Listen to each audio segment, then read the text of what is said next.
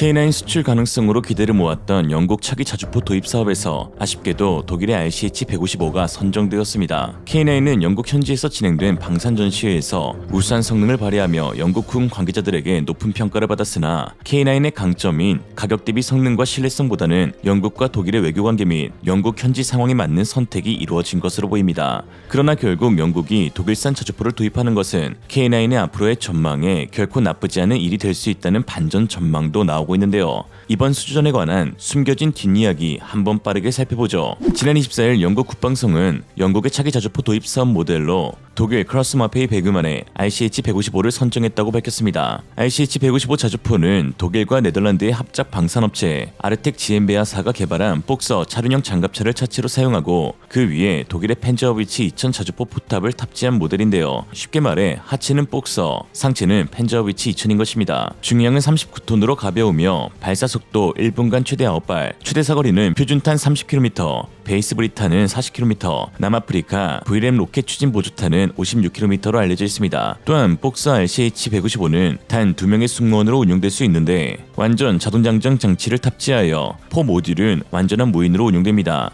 그러나 이러한 지원은 아직 개발이 완료되지 않은 프로토타입상의 성능이라고 할 수 있죠. 그럼에도 영국은 이례적으로 자주포 도입 사업에서 별도의 입찰 공고와 현지 경쟁 테스트를 실시하지 않고 RCH-155를 선택했습니다. 물론 K9A2가 영국 현지 방산전지회에서 공개되며 실기동 성능도 보여주었지만 공식적으로 사업 참여 의향서를 제출한 것은 아니었는데요. 과연 언제 수주 참여가 공식화될까 기다리고 있었지만 영국은 뜬금없이 바로 RCH-155를 선택했다는 공고문을 발표했습니다. 영국이 이처럼 일반적인 절차가 아닌 경쟁 테스트 없이 바로 사업자를 발표한 것은 독일과의 외교가 판단의 주된 근거가 되었기 때문이라고 할 수 있습니다. 또한 결정적인 이유가 한 가지 더 있는데요. 영국이 전 세계에서 복서 장갑차를 가장 많이 운용하는 국가라는 것입니다. 영국은 총 623대의 복서 차량을 운용 및 도입 중에 있는데요. 애초에 복서는 1994년 독일, 프랑스, 영국이 합작하여 공동으로 차세대 차륜 장갑차를 개발하자는 데에서 시작하기도 했습니다. 물론 중간에 1999년 프랑스가 자국 설계로 만든다며 탈퇴하였고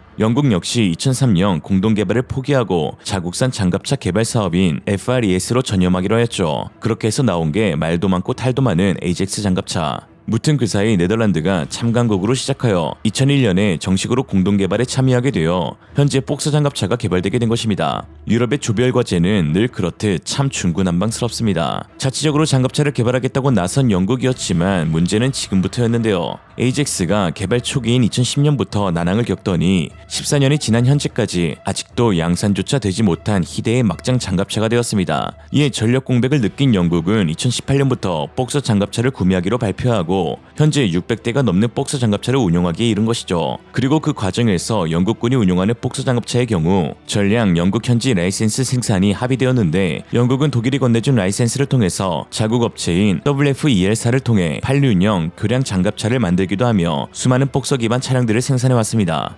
그 사이 영국의 AJAX 장갑차는 총 8조 원의 개발 비용을 투자했지만 현수장치 성능 부족, 차체 품질 관리 실패, 공중수송 문제 등 수많은 문제가 발현되면서 거의 폐기 직전까지 간 상황이죠. 상황이 이렇다 보니 영국이 차기 자주포로 복서 기반 자주포를 선정하는 것은 어찌 보면 당연한 결과입니다. 오히려 독일이 영국 MFP 사업 수주를 따내기 위해 머리를 잘 쓴 것이라고 볼 수 있는데요. 현재 우크라이나전을 통해서 궤도형 전투 차량의 중요성이 대두되고 있는 상황에 뜬금없이 차륜형 자주포 개발에 나선 독일이 다소 의아했지만 알고 보면 다 계획이 있었고 큰 그림이 있었던 것이었습니다. 영국은 이미 복서 장갑차를 600대 넘게 운용 및 도입 예정이니 이 기반의 RCH-155 자주포라면 유지보수 및 운용에서 매우 유리한 이점을 얻을 수 있게 됩니다. 그렇게 결코 K9이 선정되지 않은 것이 성능이나 가성비, 조건 때문이 아니라는 것을 알 수 있죠. 그러나 영국과 독일의 잔머리가 과연 좋은 결과로 이어질지는 의문이 들 수밖에 없는데요. 복서에는 지대한 결점이 있기 때문입니다. 복서를 도입한 각국에서는 잦은 결함과 납기 지연 및 높은 가격으로 인해 하루가 멀다 하고 볼멘 소리가 터져나오고 있는데요. 실제로 호주 국방부는 자국이 도입한 복서의 호환성 문제를 거론하면서 유럽에서만 특별히 제작된 타이어와 탄약만을 사용할 수 있고 또한 낮은 중량으로 인해 상부 포탑을 개조할 수 없다면서 우려 목록에 올려놓기도 했습니다. 또한 지난 1월 영국은 복서가 공급망 위기로 인해 납기가 지연되고 있다며 크로스마페이 베그만을 향해 불만을 표명하기도 하였죠.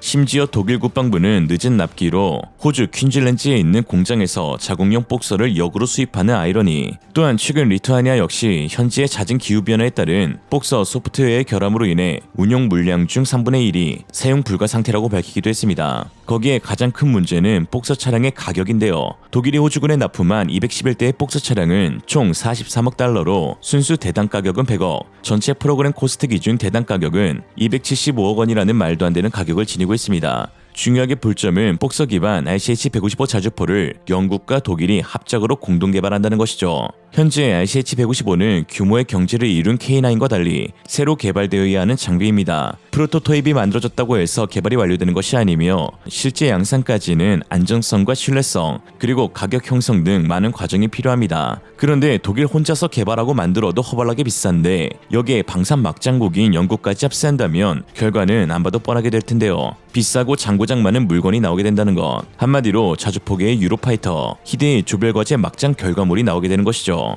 그렇게 된다면 K9의 가성비가 더욱더 미쳐 날뛰게 될 수밖에 없습니다. 안 그래도 현재 최고의 가성비와 정치적 중립성으로 인해 낮은 진입 장벽을 갖춰 유럽, 중동, 아시아 등 어느 국가나 쉽게 접근할 수 있는 K9인데 여기에 경쟁 기체의 가격이 치솟는다. 대안은 K9밖에 없어지게 되는 것입니다. 실제로 RCH-155를 구입하기로 한 영국 국방부의 발표가 있은 직후 영국 현지 네티즌들은 탐탁치 않은 반응을 보였는데요. 이게 정교하다고? 마약했냐 얘들아? What the fuck? 경쟁이 없었네요. 누군가가 이 문제를 걸고 넘어졌으면 좋겠습니다. 나는 이번 발표에서 성능에 대한 진지한 비교 평가보다 정치적인 변덕을 더 많이 느낀다. K9이 훨씬 나은 선택이었을 거야. 복서로 이런 극악의 환경에서 달려봐라. 그리고 어떤 성능을 구현하는지 똑똑해봐라. K9은 이미 보여주고 있잖아. 영국 군용으로 주문한 복서 RCH-155, K9에 비하면 이것이 최선의 선택인지는 잘 모르겠습니다. 라고 했습니다. 이런 상황 가운데 최근 놀라운 소식이 전해졌는데요. K9 자주포의 베트남 수출이 상당히 유력해졌다는 분석입니다. 지난해 3월 베트남 국방부 장관 판 반장이 제7 기동군단에 방문하여 K9의 실물을 확인하고 성능에 대한 설명을 들었으며 3월 30일에는 하나 에어로스페이스 본사에 방문하여 실무진들을 만나기도 했는데요. 참 베트남 군보 기준은 공산당 느낌 때문에 더 낯설게 느껴집니다. 그 후 이번 달 24일 베트남 포병 사령관 응웬 홍퐁은 베트남 북부에 위치한 제204 포병 여단에서 김선호 국방부 차관을 영접하여 작년 방한 시 K9 자주포의 우수성을 직접 확인했다라며 베트남의 K9 자주포가 도입될 경우 제204 포병 여단에 배치될 수 있다라고 말했습니다. 일각에서는 공산국가인 베트남에 K9 자주포를 판매하는 것이 맞는 것인가 라고 하실 수 있는데요. 맞는 말씀입니다. 그 베트남이 도입할 K9의 총구가 어디를 향하고 있는지를 보면 또 생각이 달라질 수 있습니다. 베트남 포병 사령관이 굳이 K9이 사용될 여단의 장소를 공개한 것은 단순한 우연이 아닐 것입니다. 베트남 204 포병 여단은 중국과 국경을 맞대고 있는 랑손 지역에 위치하고 있는데요. 즉 베트남이 K9 자주포를 도입하는 결정적인 이유는 중국의 무력 도발을 방지하고 자국의 국경을 지키기 위함이라는 것이었죠.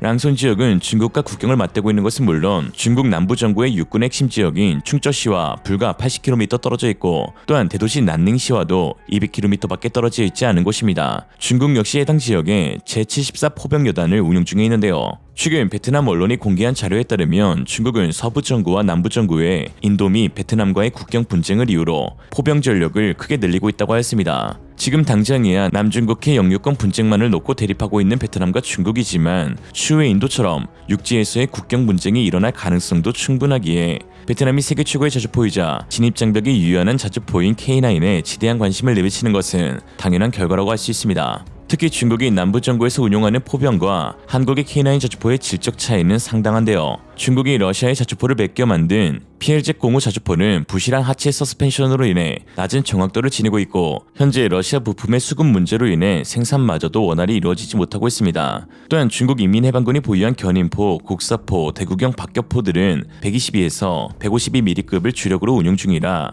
분당 6발의 155mm 포탄을 쏟아붓는 K9은 절대적인 우위를 지니고 있습니다. 이에 베트남 현지 네티즌들은 엄청난 기대를 하고 있는 상황인데요. 그도 그럴 것이 나토, 파이브아이즈, 유럽, 인도, 터키 등 전 세계 10개국에서 대략 2,000대가량 사용하고 있는 베스트셀러 자주포를 운용하는 것이기에 더더욱 감격스러운 느낌입니다. 반응은 다음과 같은데요. 정말인가요? 이런 세상에 이런 날이 빨리 왔으면 좋겠습니다. 만약 이런 일이 일어난다면 나는 사랑에 빠질 것입니다. 베트남이 한국군 포병을 확보한다고요? 이제 블랙팬서 탱크만 있으면 됩니다. 라고 하였죠. K9 자주포가 영국 수주전에 참가하지 못하면서 아쉬움도 크지만 사실 이번 계기로 K9A2의 체계 개발이 이루어졌다는 측면에서 얻은 것도 많으며 또 영국과 독일의 삽질을 통해 앞으로도 얻을 것이 더 많다는 분석입니다. 한 베트남 사람은 부러움 섞인 말투로 이렇게 말했습니다. 한국 너무 욕심내지 않아도 됩니다. 우리 베트남에서 구매하겠습니다. 사실 K9이 전 세계에서 불티나게 팔리며 우수한 성능에 극찬을 받다 보니 자주포 도입 사업에서 K9이 제외되면 괜시리 이상하게 느껴질 정도가 되었습니다. 이렇게 생각할 수 있다는 것 자체가 우리나라의 국방력이 얼마나 높아졌는지 새삼 알 수 있는 부분이긴 하네요. 오늘의 한 줄평, 전 세계 포병은 두 가지로 나뉜다. K9을 가진 부대, 그렇지 못한 부대. 이상으로 리얼리즘이었습니다. 여러분의 생각은 어떠신가요? 현명하고 지혜로운 여러분의 의견을 지금 댓글에 남겨주세요. 감사합니다.